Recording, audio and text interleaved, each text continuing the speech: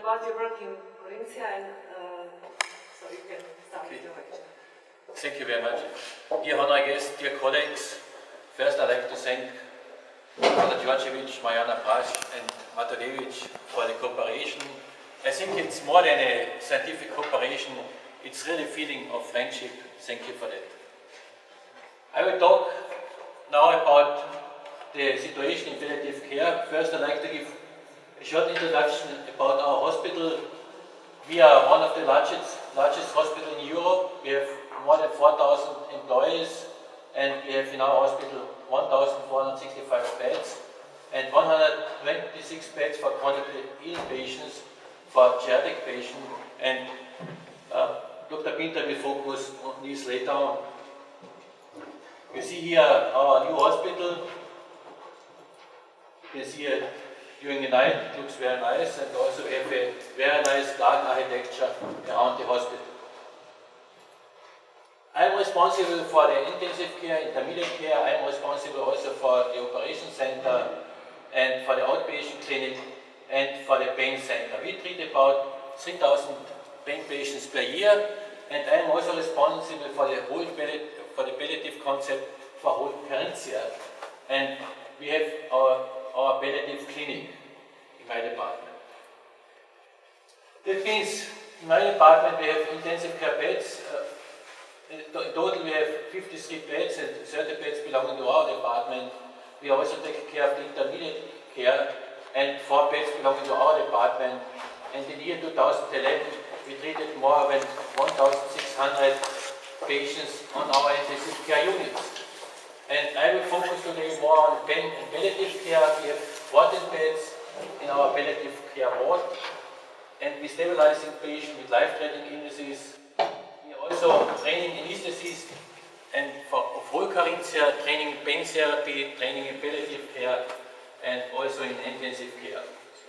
We do a lot of scientific activities in pain and also in palliative care.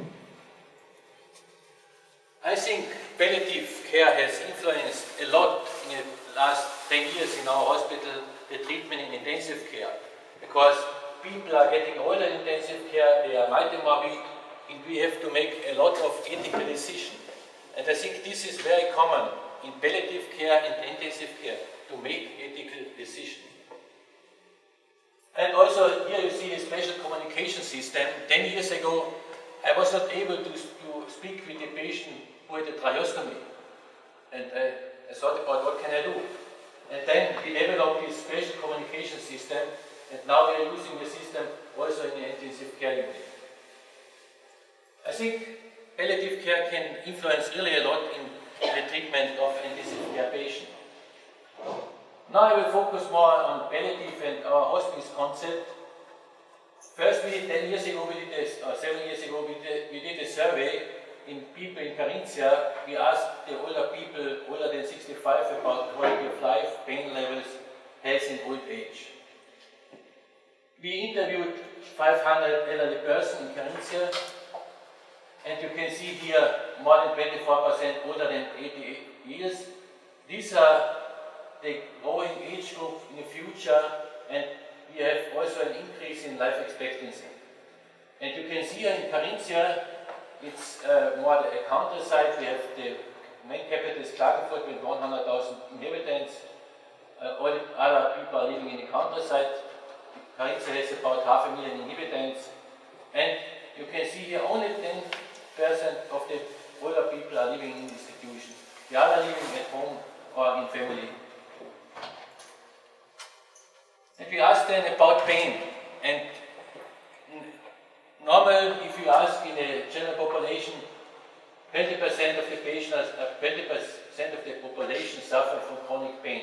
And it's very different in the elder age group. You can see in the older age group, half of them suffer from pain.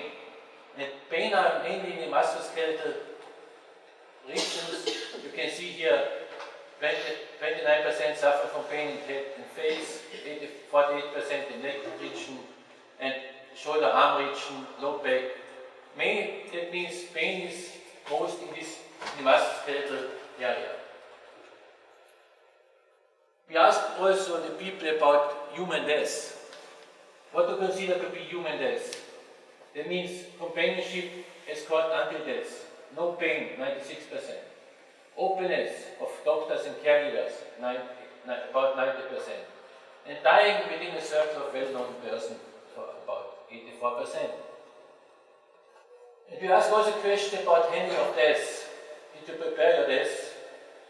Last will has been made by 45% of the persons. The living will only 4% of the person. And we ask also this question, where would you like to be in the last stage of your life? And 95 would be at home.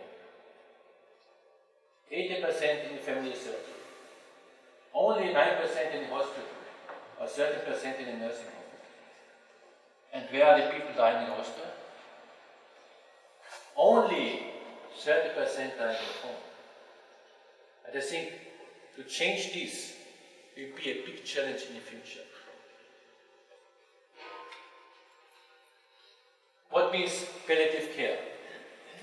Palliative medicine is an approach that improves the quality of life of patients, but also their families. Facing the problems associated with life-threatening illness, through the prevention and relief of suffering by means of early identification, assessment, and treatment not only of pain, but also other problems, physical, psychosocial, and spiritual. That means in a palliative team, we need psychologists, social worker, ergotherapists. That's very important. And what are the bases for hospice and palliative care in Austria? It's the Austrian Treaty, the 15A agreement. What means this?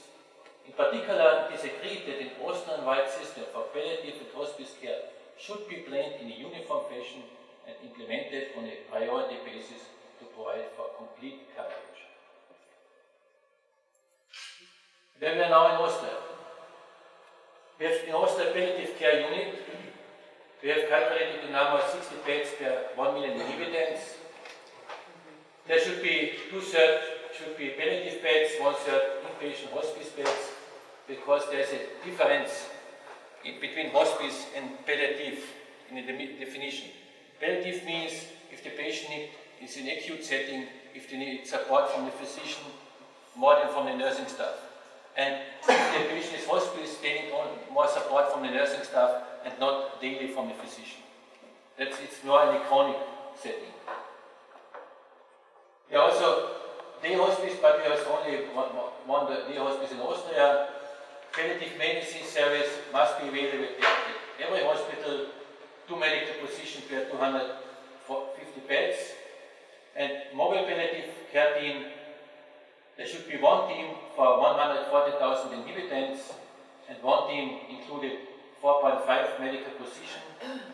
And hospice team, there should be one team for 400,000 inhabitants, and there should be one coordinator and about 2 volunteers.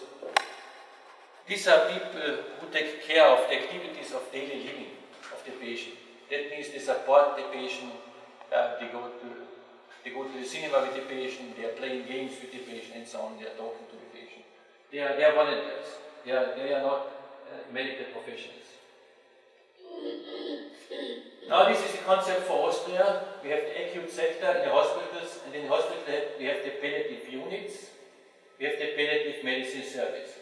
These are the hospice teams, these are the volunteers which covers the acute sector, the long-term sector, and also the family sector. These are the volunteers. In a nursing home, we have the inpatient hospice or the day hospice. And we have also the mobile palliative teams. These are the bridge between the family doctors and the palliative ward.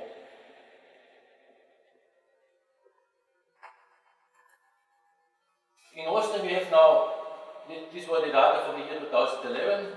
We have hospice team, these are the volunteers, 143 teams. We have palliative medicine services, 35 now. We have mobile palliative teams, 36 in Austria. 27 palliative units, and 8 inpatient hospices and 3 day hospices. Here you have the different counties of Austria. Austria has 9 counties, and here in Carinthia we have 29 beds in palliative units. I think in the center we have the palliative units, then we have the mobile palliative team which are connected to the palliative units, and these mobile palliative teams, they are the bridge between the palliative care unit and the family doctors or the home care nurse service. We have 3 palliative care units in Carinthia, 14 beds in our hospital, 9 beds, it's far from Klagenfurt-Villa, it's 30 kilometers far from Klagenfurt, and that's a private hospital, there are 6 beds. And we have 3 mobile palliative care teams, 1 in Klagenfurt, 1 in Villa, and 1 in St. Veit.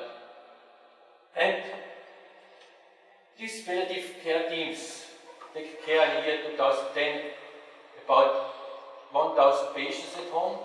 They are not treating patients directly, they support. They are supporting the family physician, they are supporting the home care nurses. And as I mentioned, these teams are very important for our concept. We in Austria, we in Carinthia, we have no hospice ward, we have no, because I think it makes no sense, because we are more on the countryside, it makes no sense to implement a hospice ward for a patient who lives not in Klagenfurt, who lives 100 kilometers far from Klagenfurt. There is only one hospice in Klagenfurt, it makes no sense. In my concept, every nursing home should be able to take care of a hospice patient. That's very important. These 3 mobile palliative teams, this was a concept first for the government of Carinthia, and now this project has been extended now forever, and it's paid by the government. For the patient, it's free of charge for the patient. It's very important. The patient has not to pay for the mobile palliative team. And these mobile palliative teams give support to the family doctors or give support to the home nursing. And it's an interprofessional team. In every mobile palliative team there's a physician, there's a nurse, and it depends. In some team we have a social worker, in another team we have a psychologist. It's different from the team. And they are supporting the general practitioner and nurses when palliative patients are at home or in nursing home, but also a general practitioner can call the team, and the team then go outside and they discuss, can we improve the treatment outside, or have we admit the patient to the palliative ward. They are the bridge between the palliative care unit and the home care. And as I mentioned, it's free of charge. This is now the Department of Dermatology, where on the 3rd floor our palliative ward is located. Here we have this nice kindergarten in our palliative ward. And now some statistical data of the palliative ward. In year 2011, we treated 363 patients. The average age of the patients is about 66, 2011. And what are the diagnoses? 80% suffering from malignant tumor, and some patients also from neurological illnesses. That means from amyotrophic lateral sclerosis, multiple sclerosis, also respiratory illnesses. We treat also patients with chronic obstructive pulmonary diseases, stage 4. Some patients are with the home respirator, and also chronic pain syndrome. What are the main reasons for admittance to the palliative ward? It's still pain. It's also in the literature, it's not in our palliative unit, it's still pain. But other gastrointestinal symptoms like obstipation, vomiting, nausea, the social issue is increasing, or respiratory symptoms like dyspnea or neurological symptoms, or general deterioration. You can see here the average duration of hospitalization or the stay in our unit is very short. It's between 12 and 14 days. It's very short because the main goal of palliative is to discharge the patient at home in a stable, good condition. That's the main goal of palliative. And we are very proud that we can discharge about 60%. We can discharge at home and in nursing home. You see, only discharge only a small amount of patients, only 3 to 5% to nursing home. The other 55% we can discharge at home, and more than 30% are lying in our unit. And we have also last year, we have implemented this information sheet, because if a patient is at home, that if there is an emergency, that the emergency doctor gets some information about if here, for example, do the patient wish heart-lung resuscitation, yes or no, hospital admittance desired, yes or no. That's very important information if there is an emergency.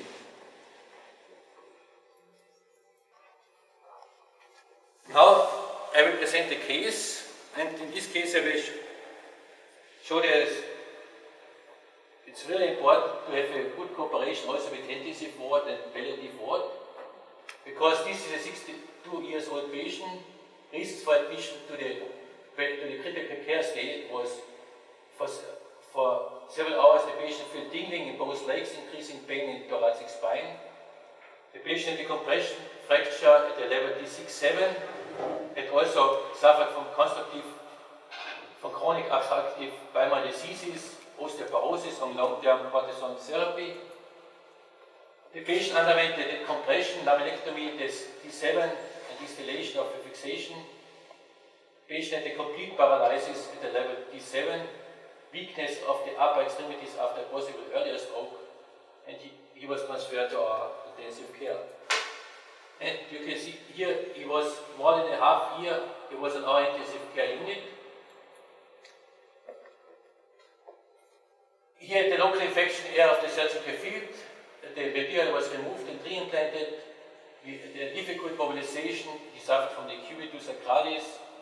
It was difficult nutritional build-up. We implemented the back probe. We had a delayed weaning for mechanical respiration.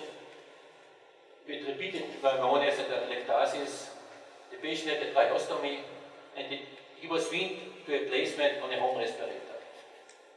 Then the patient was transferred to our palliative care unit, and he was only here for 14 days. For stabilization of the general condition, instruction of the future nursing associate, arranging of home care systems and anti-decubitus batteries, arranging of services for the home respirator and oxygen delivery, and inauguration of care by the mobile palliative team. As you can see here, you see the patient at home with the home respirator, and he could stay at home for 1 year. I think it's very important to have a good cooperation also with intensive care. You can see in palliative care you can improve all, you can support the patient with, on the social side, you can psychological side, and you can organize all the devices at home, and you can see here, he was really happy at home, and he died after 1 year at home. We do a lot of training in palliative care, in multi-professional classes, also medical classes. We have a diploma for palliative care, 120 hours. You can hear we do also some social things with patients. Here we do cooking with the patients together on our palliative ward. We are preparing also special devices for patients that are able to smoke with the hand. These patients suffer from amyotrophic lateral sclerosis. It's also important, that's quality of life. And you can see here also, we are organizing transport at home. The patients can stay for some hours at home. And we are organizing also together with Professor Djordjevic and Mariana Brasch and Matadevic next year a congress about palliative care, and pain in Opatia, and I hope I will see some of you there. Thank you for your attention.